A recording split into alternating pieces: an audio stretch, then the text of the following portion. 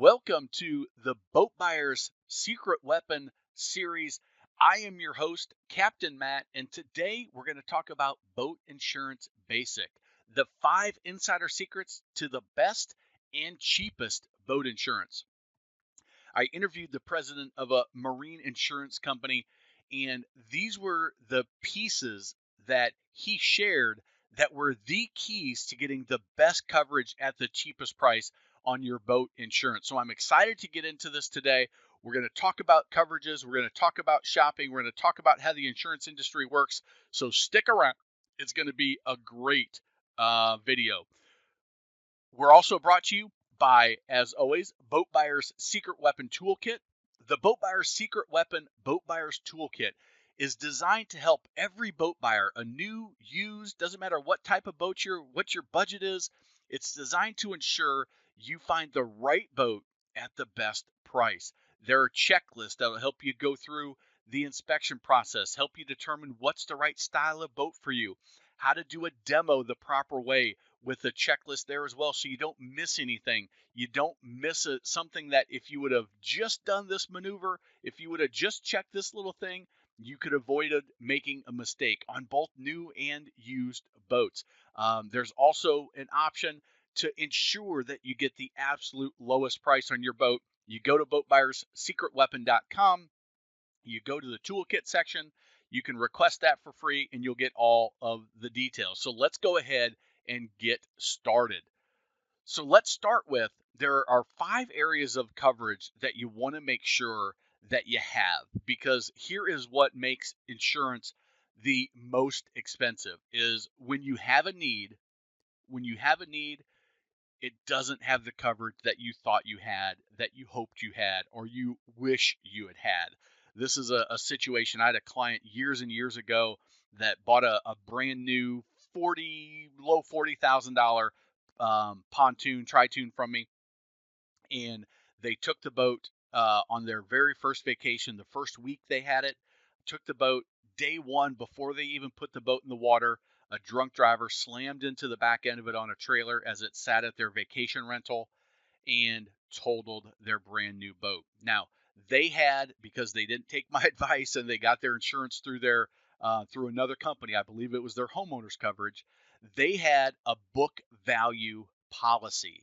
What that means is when they went to pay off that boat, they paid it off based on a depreciated value. Now, I'm going to encourage you to find somebody that does an agreed value price for your boat, which means that in a period of years, they will pay you back.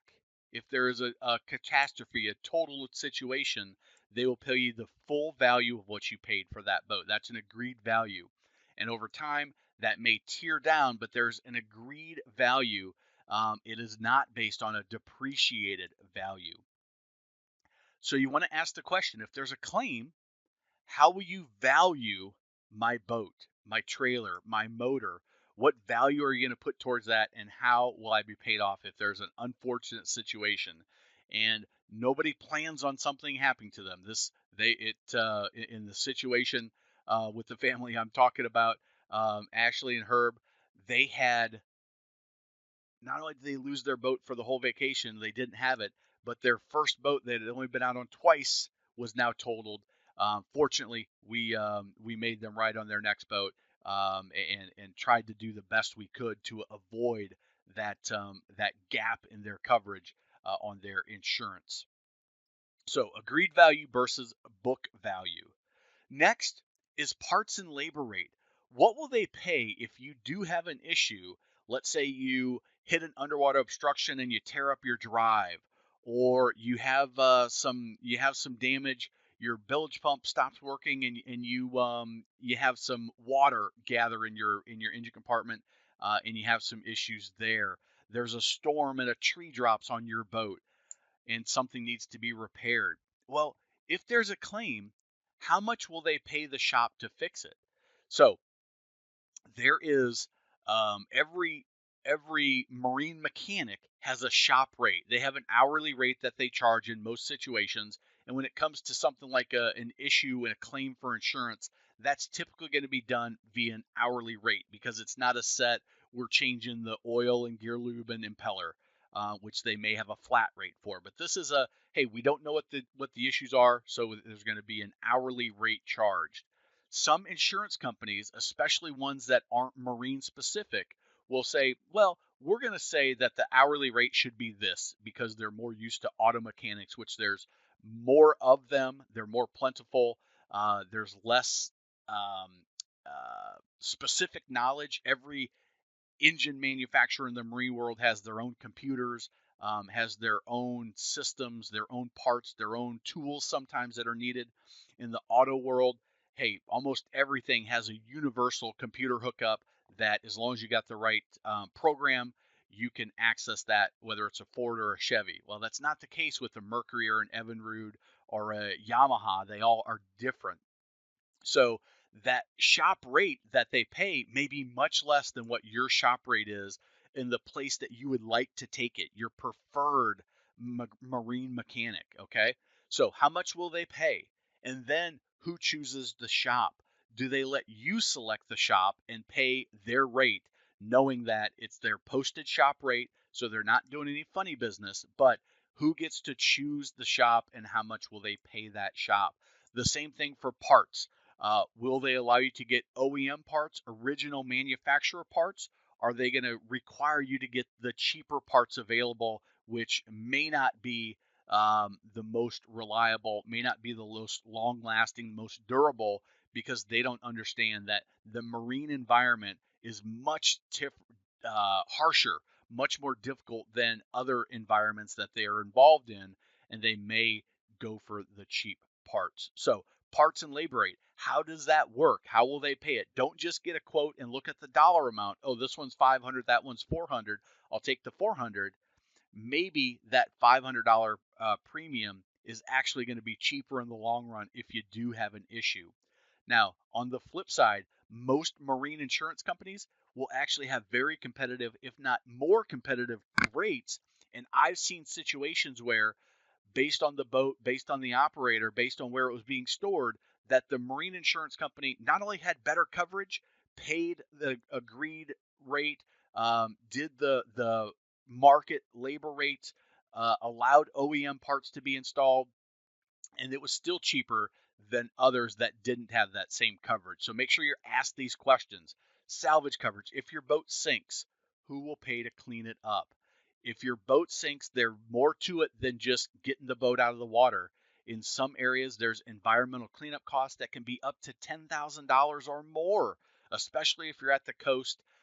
And some insurance companies will not cover that cleanup, again, because they're not marine insurance companies in most situations, and they don't even realize that's an issue in a lot of cases. So that can be a very, very expensive mistake on your insurance if you do have that unfortunate situation. And if you keep your boat on the water, it can happen. And again, it's not something you plan on, but it can happen and be very, very expensive. It takes a lot of years of saving $50 of savings to make up for one of these major mistakes. Towing reimbursement. If you need a tow, how much, if any, will they cover? And that is on a trailer as you're going down the road, and that is on the water if you have a breakdown, or if you have hit an underwater obstruction, or something happens on the water. How do they handle that? If you need a tow on the water, a tow, if there's not a friendly boater that's available to help you out, and you need to call somebody like Sea-Tow or Boat US, those can be up to $2, $3, $4, $500 depending on how far they've got to tow you, where they're going to stow you when you do get to a location that's safe. How much are they going to charge you if they're going to charge you something, and who's going to pay for that? On the road, hey, if you have a flat on the road in a single axle trailer, how are you going to move it to the next spot? Well, you don't want to just leave it sitting on the side of the road forever. You want to make sure that there's some sort of towing reimbursement and some way to keep your boat safe if there is an event like that. So ask that question. Next, the speed of approval. This is a major one to ask so that you don't lose out on boating time. If there's a claim, how quickly will they approve that claim so you can get back out on the water? For some insurance companies, they require a claims adjuster to go out and look at the boat and make a assessment of does it needs to be fixed. They may ask for the estimate first and then send an estimator out, and that can sometimes take weeks and sometimes months to determine whether it's approved or not. Some insurance companies, mostly marine insurance companies, will say, hey, if it's under $10,000, they'll have a number. If it's under this amount and it's from a certified marine technician, if it's from a real dealership, then we're just going to go ahead and do the work. They're the experts. We're the insurance company. If they say it needs to be done, they say it's that much, we're just going to approve it. They can get to work on it and they can get paid so you can get back out on the water quicker. Now, it's a minor thing, but if it happens, you could potentially lose a whole boating season because of back and forth with the insurance process, and you want to know how that works.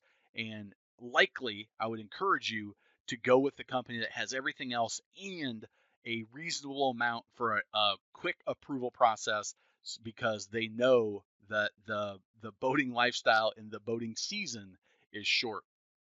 So how do you get the cheapest insurance? We know how to get the best. So now we want to get the best policy possible for the cheapest price. So you want to look at your homeowners provider. Your homeowners provider may, it's unlikely, but they may have checked the right boxes as you look at those questions that you need to ask. More than likely, it's going to be a marine insurance provider that you tend towards. But even there, some marine insurance providers will specialize in certain types of boats. Some have a bigger appetite for boats in the coastal environment versus inland lakes. Some prefer inland lakes over the coast. Some prefer pontoons that go under 50 miles an hour. Others say, you know what, we specialize in high performance boats that can run 70, 80, 90 miles an hour. Some of them will do better on higher price boats. Some do better on lower price boats. So you want to check a variety of insurance providers. They are going to look at something that you may not be aware of. They're going to look at your driving record.